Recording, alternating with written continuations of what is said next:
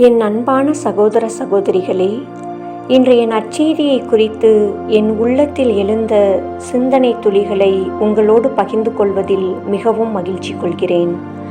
இயேசு கிறிஸ்து தன்னுடைய சீடர்களை இருவராக நற்செய்தியை பறைசாற்றுவதற்காக அனுப்புகிறார். நற்செய்தியை அறிவிக்கும் பணி நம் அனைவரிடமும் ஒப்படைக்கப்பட்ட பணி. இறைவனின் அரசு ஒருவரால் ஒருபோதும் பரவுவது இல்லை. ஒரு சமூகமாக அல்லது குழுமமாக நாம் கடவுளின் வார்த்தையை கேட்டு பதிலளிக்கிறோம்.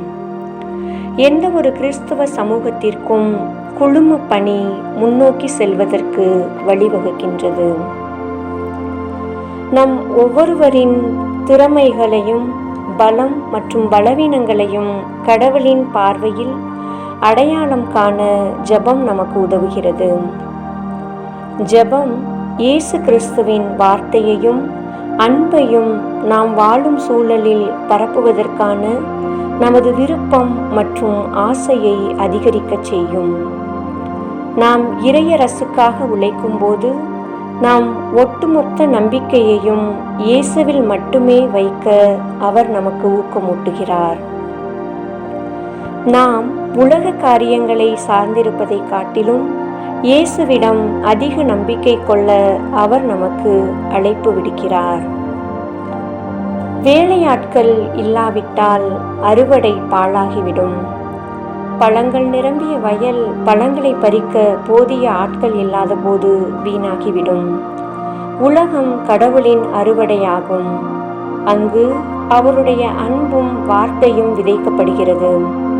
இயேசுவை பின்பற்றுபவர்கள் இல்லாமல் வார்த்தை பேசப்படாது, கடவுளின் அன்பும் கூட அங்கீகரிக்கப்படாது என்பதை இன்றைய நற்செய்தியின் வழியாக நாம் உணரலாம்.